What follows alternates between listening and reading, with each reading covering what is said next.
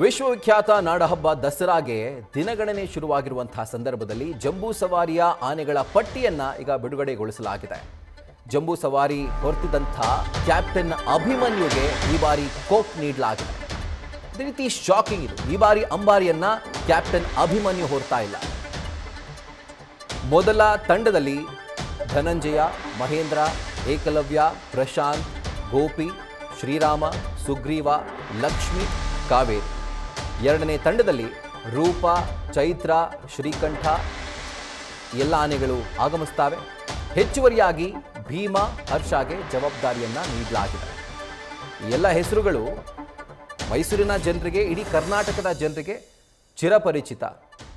ಆದರೆ ಶಾಕಿಂಗ್ ವಿಷಯ ಏನು ಅಂತಂದ್ರೆ, ಈ ಟೀಮ್ನಲ್ಲಿ ಕ್ಯಾಪ್ಟನ್ ಅಭಿಮನ್ಯು ಹೆಸರೇ ಇಲ್ವಲ್ಲ ಅನ್ನುವಂಥದ್ದು. ಇದಕ್ಕೆ ಸಂಬಂಧಪಟ್ಟಂತೆ ನಮ್ಮ ಪ್ರತಿನಿಧಿ, ಮೈಸೂರಿನ ಕರೆಸ್ಪಾಂಡೆಂಟ್ ರವಿ ಪಾಂಡವಪುರ ಹೆಚ್ಚಿನ ಡೀಟೇಲ್ಸ್ ಅನ್ನು ನೀಡ್ತಾ ಹೋಗ್ತಾರೆ. ರವಿ, ನಿಜವಾಗ್ಲೂ ಒಂದು ರೀತಿ ಶಾಕ್, ಅದರ ಜೊತೆಗೆ ಒಂದು ದೊಡ್ಡ ಕ್ವೆಶ್ಚನ್ ಮಾರ್ಕ್ ಇದೆ. ಅಭಿಮನ್ಯು ಈ ಒಂದು ಟೀಮ್ನಲ್ಲಿ ಇಲ್ಲ ಅಂತಂದ್ರೆ ಈ ಬಾರಿ ಅಂಬಾರಿಯನ್ನ ಹೊರುವಂಥ ಆನೆ ಯಾವುದು ಅಂತ ಡೀಟೇಲ್ಸ್ ಲಭ್ಯವಾಗಿದೆಯಾ ರವಿ?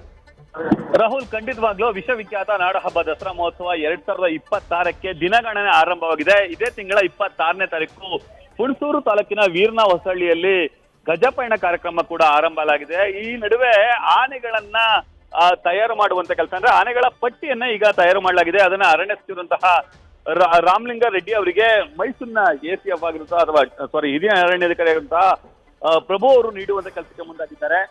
ಅಚ್ಚರಿಯ ಸಂಗತಿ ಅಂದ್ರೆ ಈ ಬಾರಿ ಕ್ಯಾಪ್ಟನ್ ಅಭಿಮನ್ಯುಗೆ ಕೋಕ್ ಕೊಡಲಾಗಿದೆ. ಅದಕ್ಕೆ ಪ್ರಮುಖ ಕಾರಣ ಅಂತ ಅಂದ್ರೆ ಅಭಿಮನ್ಯುಗೆ ಏಪ್ರಿಲ್ 20ನೇ ತಾರೀಕು 60 ವರ್ಷ ತುಂಬಿದೆ. ಈ ಕಾರಣಕ್ಕಾಗಿ ಅಭಿಮನ್ಯುವನ್ನ ಸುಪ್ರೀಂ ಕೋರ್ಟ್ ನ ಗೈಡ್ ಲೈನ್ಸ್ ಪ್ರಕಾರ ಬಳಸುವಂತಿಲ್ಲ. ಆ ಕಾರಣಕ್ಕಾಗಿ ಅಭಿಮನ್ಯು ಹೆಸರನ್ನ ಈಗ ಕೈ ಬಿಡಲಾಗಿದೆ. ಮೊದಲ ಹಂತದಲ್ಲಿ ಸದ್ಯ ಒಟ್ಟು 8 ಆನೆಗಳು, ನಂತರ 6 ಆನೆಗಳು ಮತ್ತೆ 2 ಆನೆಗಳು, ಒಟ್ಟು 12 ಆನೆಗಳನ್ನ ಸದ್ಯಕ್ಕೆ ಈಗ ಕರೆತರಲಿಕ್ಕೆ ಎಲ್ಲಾ ಚಿಂತನೆಗಳನ್ನು ಕೂಡ ಮಾಡಿಕೊಳ್ಳಲಾಗಿದೆ. ಮೊದಲ ಹಂತದಲ್ಲಿ ಈಗ ಎಲ್ಲ ಆನೆಗಳನ್ನು ಕೂಡ, ಅಂದ್ರೆ ಅಗತ್ಯ ಇರುವಂತಹ ಎಲ್ಲ ಆನೆಗಳನ್ನು ಕೂಡ ಕರೆತರುವಂತಹ ಪ್ರಯತ್ನಕ್ಕೆ ಅರಣ್ಯಾಧಿಕಾರಿಗಳು ಮುಂದಾಗುವಂತ ಕೆಲಸಕ್ಕೆ ಮುಂದಾಗಿದ್ದಾರೆ.